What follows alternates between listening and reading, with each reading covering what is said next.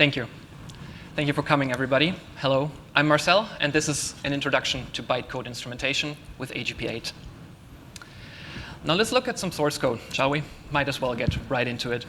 So here's a very small and simple source code file, a hello world example that prints something out to screen. It's a nice little greeting. And you know that the process of actually running this piece of code requires it to be compiled to something else. So if we take a look at this source code and feed it to our compiler, in this case, the Kotlin C compiler, something like the bottom 2/3 of this slide will pop up. And whereas this top piece is what we call source code, this bottom piece is what we call Java bytecode.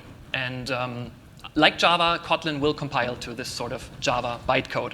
And this is the kind of structure that we are going to spend a bit of time talking about and discussing and actually messing around a little. We're going to bother this bytecode a little bit and see what we can get out of it. Now, the title of this talk has instrumentation in the name, and I want to get clear what that actually means. So instrumentation and manipulation are essentially the same thing. I'm using them interchangeably. I'm probably going to prefer the word manipulate over instrument, but it essentially means the following thing. If we take a look at this bytecode and we really take a closer look at it, we can kind of see it looks familiar and not familiar at the same time. We can kind of recognize a couple of structures. There's something called, like, similar to a class declaration near the top there. We have something like a static main function. And we can kind of see some fully qualified class names as well. But at the same time, there's these almost like assembler-like structures and operators to the left of most of these lines, and they're really, kind of daunting in that way. The process of bytecode instrumentation means essentially taking a piece of compiled code and just changing it a bit. You know, we see a not null annotation. We can just replace, just use it nullable. We can look at the string at the very bottom of this slide where it says guest. We can just change that to admin. If we compile this now and run it, it will say hello admin and not hello guest anymore. We can take the statement near the middle here and just remove it. We deem that check not null parameter is too slow. We optimize it away. It doesn't need to be here. So this process of just taking compiled code and removing stuff and replacing stuff is a kind of dangerous thing, because you need to know what you're doing, because there's no compiler at this point anymore to tell you if you mess up. And so my first question, and maybe also your question right now, would be, why though? Like, why do we need this, right? We have the safety net of a compiler. Why do we have to deal with it after the fact? And I want to motivate a couple of use cases where it actually makes sense to change stuff after it has been compiled. And some of these things you have already used, whether you know it or not. The first case is a process called desugaring. This is the process of taking bytecode written with a new version of Java and changing it a bit so it can be run on older versions of Java. The only reason why we were able back in the day to write Java 8 lambdas and then run it on like an Android 4 phone is because the bytecode was rewritten to essentially semantically the same thing, but it was different. It used APIs that were available before Java 8. And the old Android pipeline called DX made use of this. The second use case I'm going to present is code optimization. Most of you may have heard of the tool ProGuard, which we used to use for code optimization and shrinking. It finds code paths in the compiled code that are known to never be executed, and it just removes them. It will take class names and shrink them because they're literally faster to load. And that's the reason why we sometimes crash at runtime, because some things are used reflectively and they do require that longer name. And so if ProGuard messes with it, then we crash. And a third use case might be maybe you just happen to work on a library or with a library that makes use of this sort of thing. One example that I use in my personal projects as well is the database library Realm. They have an annotation processor, yes, but they also do some bytecode manipulation, whether you know it or not. And they use it for your database table classes, and I'm not exactly sure how they are doing it, but they kind of synthesize new methods on top of your written code and then hook it into their Realm database architecture. So that's a couple of use cases, and I want to take a step back real quick to our first example and want to go through a very simplified version of the Android compilation pipeline. So on the left, you have your source, and on the right, you have your Java bytecode. This is the result of Kotlin C processing your source and then producing something. Those are these .class files that you may have seen before. Now for Android, the journey doesn't end here. There's another step, in fact. And this is the process of taking these compiled bytecode files and then feeding it to something else, and then out comes DEX files. You may have seen the classes.dex file. So DEX is also a somewhat bytecode format, but it's called the Dalvik executable format. It's named after the original Android runtime, Dalvik. And DEX and Java bytecode are not the same thing. They look similar, they have similar operations, but they are not just interchangeably usable.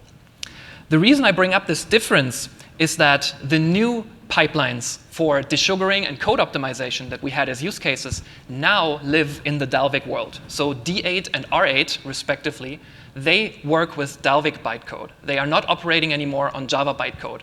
And that's because it's just more performant. We get a bit faster build times, and they, being the Android team, can really tailor it to their specific needs.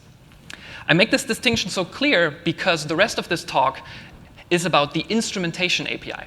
And that lives in the Android Gradle plugin and deals with this guy, the middle guy. We are going to instrument Java bytecode. We're not going to talk about the Dalvik executable format.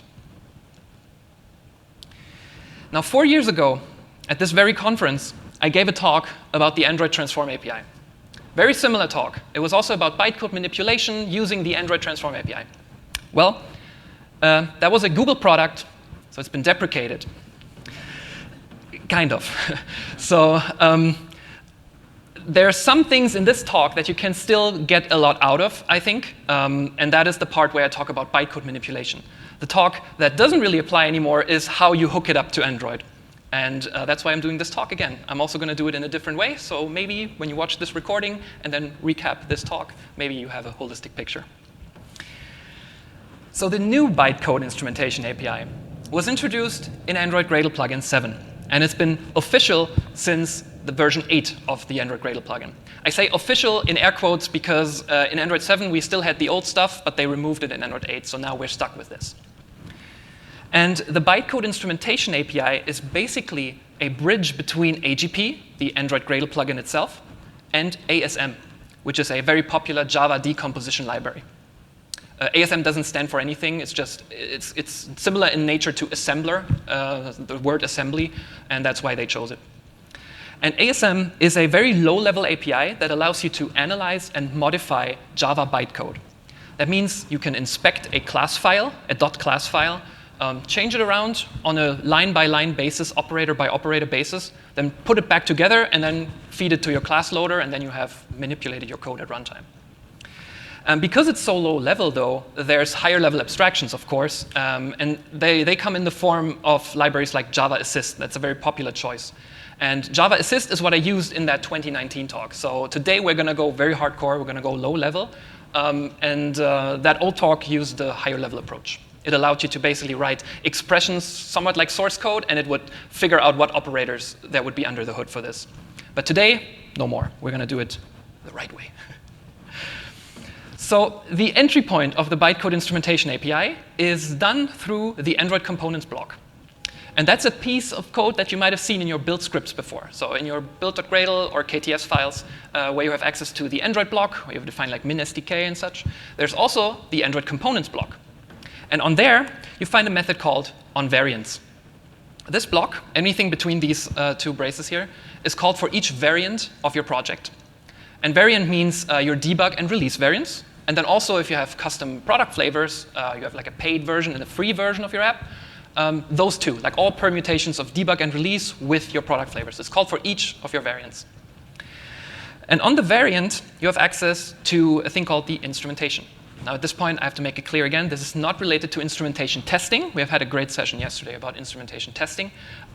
This is for bytecode instrumentation, okay? So there's a difference here. And this is the hook for your custom transforms, like manipulators of bytecode.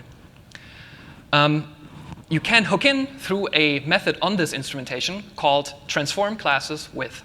And that wants three things from you. The first thing is an implementation of a so-called class visitor factory. So this is our custom code here. We give the class name of this implementation. And we're going to spend a bit of time later with this. It's your connection to actually hook into the Gradle plugin, and it will connect to the ASM library that lies underneath. The second parameter is the scope, and this has been simplified from the old API, thank God. Basically, the scope allows you to tell the Android Gradle plugin what classes should be given to you. What classes are you interested in manipulating? This can be one of two things. It can be project, which is all the files in your local project. It can also be all, which is that, and then on top, you also get all of the library dependencies that you have, plus their transitive dependencies, so everything. It's much, much, much slower because of that, so be mindful.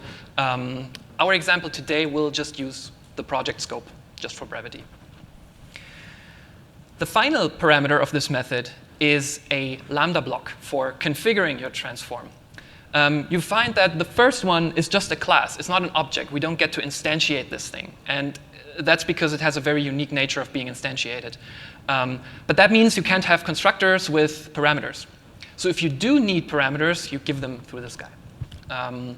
Again, we are going to see that in our example. I just put an example property there. But yeah, you generally hook this in through a Gradle plugin maybe, and then your users or yourself in the build script can set this up, and then it's given to your transform with this Lambda block. Now, the interface that you're supposed to implement is this ASM class visitor factory. And I put a neat little map on the bottom right here, so you can see where this comes from. So this is a class in the Android Gradle plugin. And you implement this, as I said, in a kind of a unique way, because this has 4 abstract members, but you only really, you're asked to only implement the methods. They explicitly say, don't implement the vals, we're going to take care of that, only implement the methods, please. So we're going to abide by that. There's 2 methods here. The first one is called for each class in your scope. And the name gives it away. Basically, you have to check whether or not you want to consider this class potentially, you're not bound by it, but potentially is this a candidate for class manipulation or not. So you say yes or no for each class, basically. Only for the ones where you return true will the second method be called, create class visitor. It gives you a bunch of stuff, and it expects you to return a class visitor. Let's look at what class visitor does. And by doing that, we've crossed the bridge now. You find now we're in the ASM API. This comes from class visitor. That means it's a Java class. And the name already gives it away. The methods even more so. This uses the visitor pattern. So in ASM, you make heavy use of the visitor pattern to just overwrite the things that you need for your use case, and the rest you can just leave alone. And you have stuff for annotations. Maybe you were interested, does your class have a specific annotation? Overwrite visit annotation. Do you want to inspect the fields? Visit field. There's something for all tastes, basically. And then these visitors you return, in turn, they have visit methods, and you go. It's visitors all the way down, essentially. Now, I've prepared an example for you where we are going to actually move to the IDE in a moment and actually look at this in action, pretty much. And I've dubbed my example the sensitive data redactor. And that sounds more badass than it is, but I'm going to still show you what I mean by it. So here's the idea. Let's assume we have a data class, like this one, user. It has 4 properties, name, age, password, lucky number. And because it's a Kotlin data class, we get a lot of nice stuff, don't we? I mean, there's equals, hash code. We also get a toString. So whenever you have an object of the user class, you put it in a string, or call toString on it, you get this nice little string. It's very cool. The thing is, though, kind of like also prints the secret stuff. So the password, lucky number, let's just pretend that lucky number is super secret. And we maybe don't want this in a string representation. So what if we can annotate the parameters of a data class, and then those annotated parameters are just removed from the toString representation of the object? You can't really do that in source code unless you overwrite toString and do it yourself. But otherwise, you kind of have to do it after it's compiled. And that is the entire idea of the transform that we're going to look at and actually kind of build also today. Now, this is hard to read, but also the bytecode of the toString method of that same class. Let me zoom in a little bit. And you'll find that there's kind of, again, these operators that look like assembly. We have load, get field, invoke virtual, whatever that means. But the important thing is there's kind of a pattern here. So we had 4 parameters on our data class, and the two-string bytecode seems to do the same thing for each of them. So there's always an A load, get field, invoke virtual, as I said. So what if we just count until we are at the property that was annotated before, and we just get rid of the field access. Let's just dump it in the trash. And then instead of having the A load, we're going to get into what that means. We're just going to load in a string with asterisks, but everything else kind of stays the same. And that means when you put this class back together, your toString will then just have asterisks for the redacted parameters. And that's the entire idea. So to summarize real quick, before we move over, the proposed workflow is, for each class that we are given in the scope, we first check if it's a data class. Because if it's a custom class, maybe we don't know what the toString is going to look like, so I wanted to be defensive and just do it for data classes. If it is a data class, we can collect all of the parameters that are annotated with this special annotation that we will come up with. And then, when we find something, we're going to rewrite the toString bytecode to just remove the things that are annotated. And then we put it back together.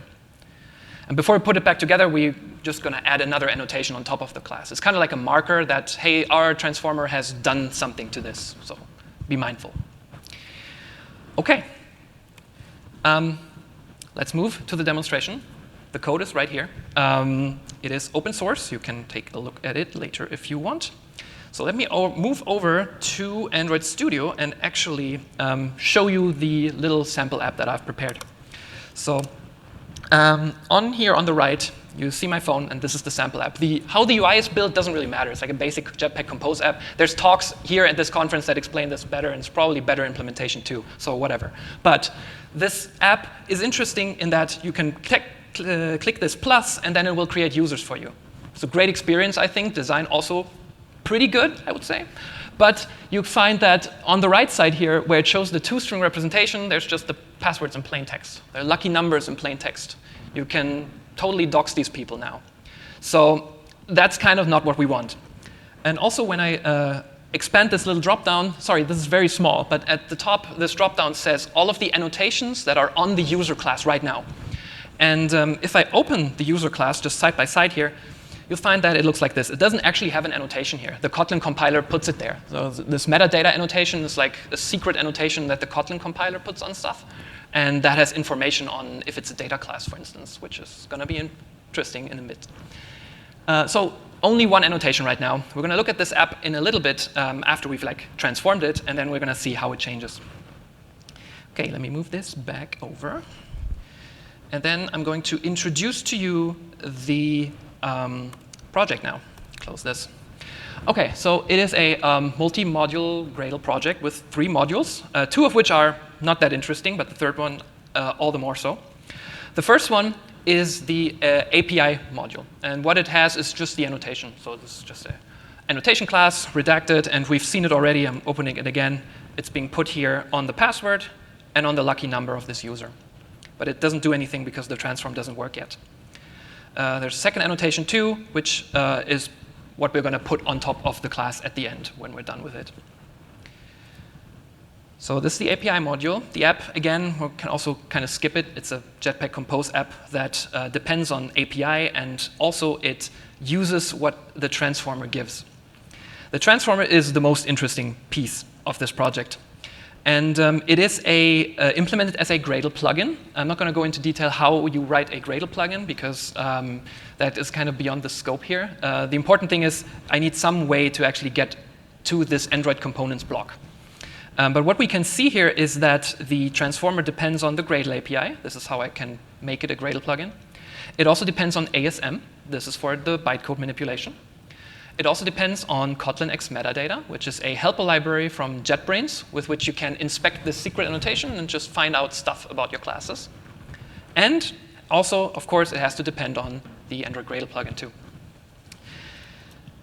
So let's move in and check the entry point. It's conveniently located here in this class. So this is inside a Gradle plugin class. And down here, this statement means when the module you apply this plugin to finds that an Android plugin is applied, then it will grab the Android components and then do the onVariance call. So if you put it into your build.gradle file, just like this, then the highlighted section is the only thing that you're going to add. But yeah, here it is on variants, called for each variant of your project. You get access to the instrumentation, and you call transform classes with. And again, you give it 3 things. First one is our custom visitor factory. This is where our custom code is. We say that it's a project, transformer. So no external dependencies. The redacted annotation is in our project, so we assume that it's not going to be in any of our libraries. And the last one is for configuration. And I put just a flag with which you can turn this thing on or off in here. But you can make this anything you want, basically. OK, let's move into the visitor factory. Let me close this so we have more space. And here is the declaration of our custom factory. You'll see this interface here, the ASM class visitor factory, the first one I showed you before.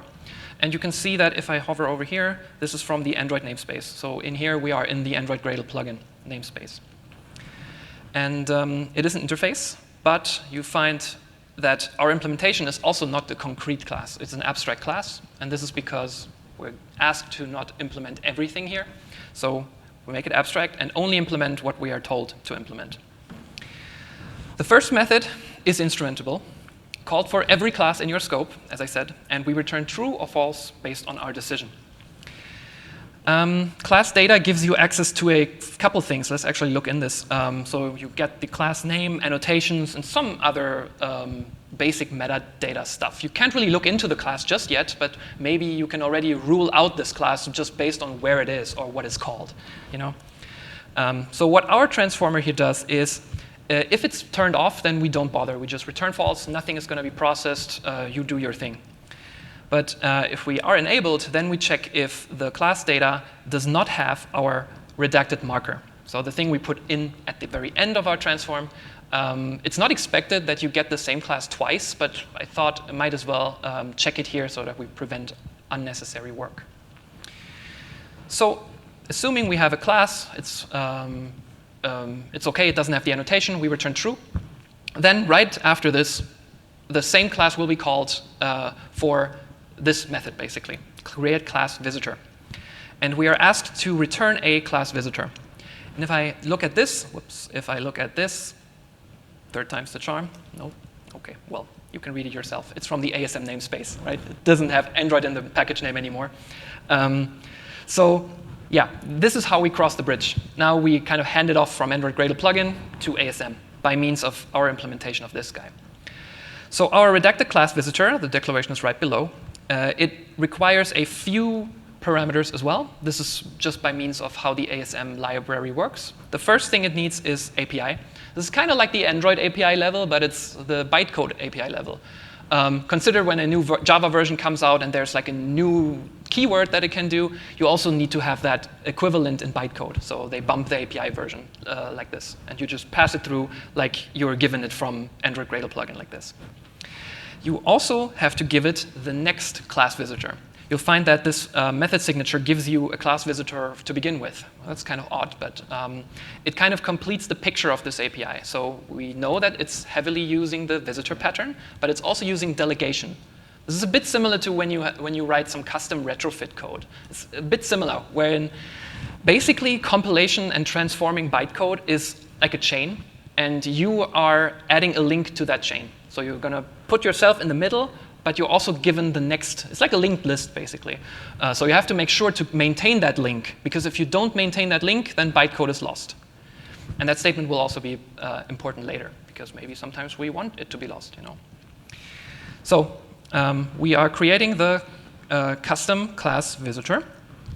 And let us jump into the actual implementation. Just scrolling a little bit here. OK. So extending from class visitor, of course. And then you'll find that there are a few methods here already that prepare our custom use case. I'm going to show you that this class visitor has a thing for any taste. So whichever part of a class you can think of, it has a corresponding method in this type. I've prepared it here because if we remember our use case, we only need these two that are here already. So let's recap. First step was find out if a thing is a data class. We can do that by looking at the metadata annotation, and because that is an annotation, we override visit annotation. Very nice. So the only thing we need to do here is we can check the descriptor. This is called for every annotation, and the descriptor is kind of like a class name. It's not exactly a class name, but it's very similar. And we can check it if it is the Kotlin metadata. If it is, we return a special class from our code base here that looks into it and tries to reassemble or do something to the insides of this annotation. I'm not going to show the insides of this because it doesn't do any bytecode manipulation. But what you find is that it has a third parameter here, which is like a result lambda. Think of this as similar to when you hoist state in Compose, where our annotation visitor does something in the child, but then its result is being given back to the parent. And then what we do is we can check this metadata annotation from the Kotlin library and ask it, are you a data class, yes or no? And we put that in mutable state. When you're working with bytecode transformers in this API, get used to mutable state, because this method up here kind of has to talk to this, and mutable state is just the easiest way to do it, honestly. You can be sure that they are called in a specific order. ASM does that really clearly. And you can be sure that this is always called before visit method. So we just put a Boolean field here and say, OK, are you a data class, yes or no? Let's pretend that the user class was just given to us. We've processed its metadata. We found, OK, data class. So true gets put into the field. Then let's jump a little bit down. Our next two steps. Step 2, check the constructor and find all parameters with the annotation. Third step was then rewrite the bytecode of toString. Both of these things, constructor and toString, are methods, so we can handle them in the same call here. At the beginning, we always call through to the super class. So we call super.visitMethod. This is the way in ASM to keep the chain alive, to call the next link in the chain. If you don't call super, you're not going to proceed with the chain. So we are doing it here. And if we find after that this is actually not a data class, then we can just cowardly just return that result, and we're going to back off, basically. So we just return the super result. We're not going to process it any further. However, if we go past this if, then we are actually going to inspect it a little more. So we can check what method name did we actually get. Did we get constructor? Did we get toString? Did we get something else? So for the something else, it's easy. We don't do anything. But for the other two, this is where the interesting stuff begins. So again, I'm using a pattern kind of similar to Compose state hoisting, where the first two parameters are always given. That's just by contract of the API we're using. And the last one is like a result lambda that we can put in mutable state. So let's check first the constructor. Again, constructor is always called first. We are guaranteed by ASM that this is the case. So it's fine to update mutable state here. And then sometime later, visit method is called for toString. And then we can use that result down here. So let's look at the constructor. It's the lesser important, not important, the lesser interesting of the two, but we still have to do it. And here's actually where the live part of the live coding starts. So constructor method visitor implements method visitor. And again, it's the visitor pattern. If I type visit, then we can have all of the different things that a method can do. For every single operator in the bytecode, we can find a corresponding method here. So what do we want to do? We want to find an annotation on the parameter of this method. Yatta. Luckily, there's one called visit parameter annotation. Sounds kind of like our case, doesn't it? So this is good. We can overwrite this. And we don't need to remove the bytecode. So we always call through to super. We maintain the link every time, 100% of the time. But we can do our custom logic right before. So what do we want to check? We want to check that this annotation right now, I'm going to open it again, is the redacted annotation, right? So I can do a simple if here and write if our descriptor is the redacted annotation, then we are going to memorize this parameter. This one is interesting to later. So what we can do is, again, we have mutable state in this visitor up there, line 20. And we can just put the index of the parameter in this list. Now, I said index of the parameter. You don't get the word password. You get the number 2, because it is the index equals 2 parameter of this class. Starting 0 with name, age is 1, and so on. So you hold on to the actual indices of these parameters. OK, this is being called twice for our user class, for password and for lucky number. So this indices list will have the numbers 2 and 3 at the end. And the final thing that you should know about ASM is that there is a special method that's called at the very end. It's kind of like the on-stop of the visitors. It's called visit end. So when we're done with it, this is called. And this is a nice way for me to hoist the state back up. The result is being given to the parent through this guy. OK. Then moving on, we put this immutable state. We had that before. And then sometime later, we are getting to toString. And let's move into toString.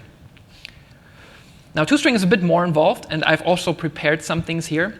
The toString is responsible for finding out inside the toString method bytecode itself, when are we reaching the parameter that has an annotation. Now, here's a cool thing. And I didn't know this before I started working on this talk. In Android Studio and IntelliJ, there's a special view that you can open to show you the bytecode of any Kotlin file you have open. So just tap Shift twice and type in Kotlin bytecode, hit Enter, and you get the bytecode of your active class. If I can make this a bit wider here.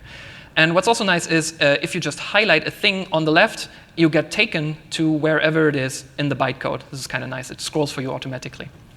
And you can also search here for toString. And this is the toString that I had on the slide before. It's a lot of stuff. But here you can see how actually Kotlin data classes do their toString. They use string builder, and they just put the stuff one by one. And then at the end, they call toString, and then it's done. So we are going to find, basically, we're going to count which parameter are we in. And when we are at 2 or 3, then we're going to detect this guy.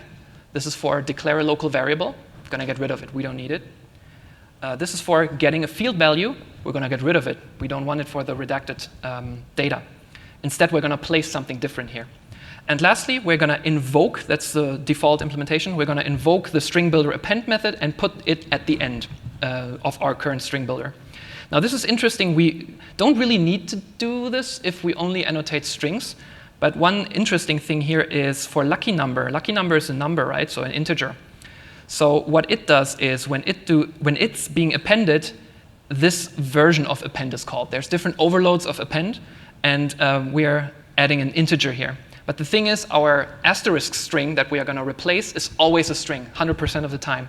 So we also have to kind of change this around. So it's always string as well, like you can see here. This password is this password here is a string.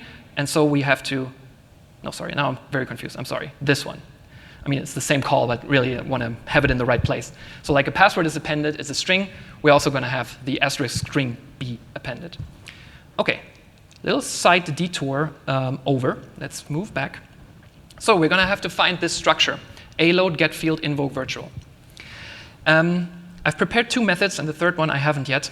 So let me show you how do you actually find out which of these methods, again, this has a lot of methods, which do you need for A-load? I don't know. You just go to the method visitor. So you go to the Java doc of ASM. You do a search for A-load. And you find this method. This is just a very broad. This is for every instruction there is. It's kind of a bit too general for us. But here's another match. So we have visit var instruction. This is called for any of these operators. So this is cool. And you get the opcode that it actually is. And then you can check for A-load. And this is how I did it for the other pieces as well. So what we do is we first increment a counter. This is like it counts how many of these blocks it has found. And then if we have found an A-load and the current counter we are at is one of the ones that we put in the list before, then we know, OK, we're at password or lucky number now. So in this if, we turn ourselves on. This is because there's a lot of invoke virtual in this toString, and we have to make sure only to check the right one. But what's more interesting is we don't call super here. Right? So if you don't call super, the link is broken. In this case, this is what we want, because remember, we want to get rid of this bytecode. So we don't call super, chain is broken, but that's intentional. In the else case, of course, we have to call super, because otherwise we're going to lose all of the local variables. So that's not good. But essentially, this is how you do it. You call super, or you don't call super, or you call something else. And this is how the bytecode manipulation works. We're going to see that in more detail now with this next one. So get field. How do we do get field? I don't know. Let's actually go to method visitor, do a search for get field. OK, there's this method here. It's called for these opcodes. It's called visit field instruction. OK, going back, visit field instruction. Oops. Nice. OK, so we want to remove a get field instruction if the parameter is one of the redacted ones. OK, if the opcode is get field. There's a handy static class that has all the bytecodes that Java has, which is really nice. And our counter is one of the redacted ones. Then, well, OK, then what? What do we want to do? What we do know is if it's not any of that, we have to call super, maintain the chain, yada, yada. But what if it is that case? OK, we want to load the asterisk string at this point. We're not going to call super. That much is clear. But we want to load a constant string. Now, what did I do? I Googled Java bytecode load constant string. And what I found was this is implemented by the bytecode operator called LDC, load something D constant, I guess. So you can actually just call the visit method for this bytecode right here. You can just call them out of order. And then what's being put at this place in the bytecode is just this LDC instruction. And of course, for everything else, call through to super. Don't lose the link. But yeah, this is manipulated now. There's one more thing to do. Going a little down below, invoke virtual. And I've prepared this as well because it's not that interesting.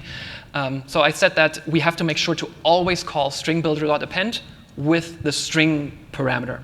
And this is how we do it. If we find that it's one of the annotated parameters, then we still call through to super. Now, this is a third case. We always call through to super, but we just change one of the arguments around for our case. We have to make sure, even for the integer lucky number, we always call the string version.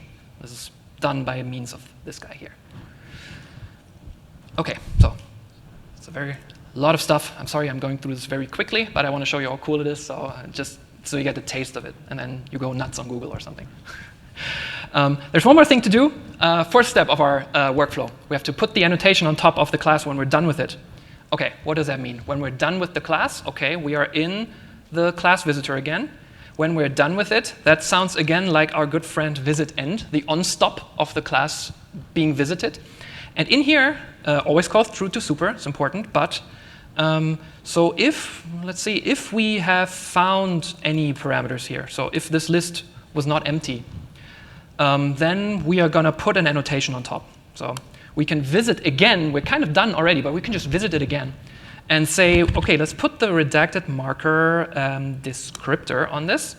And then this has a second argument saying, should it be a visible annotation? So can you inspect this through reflection or not?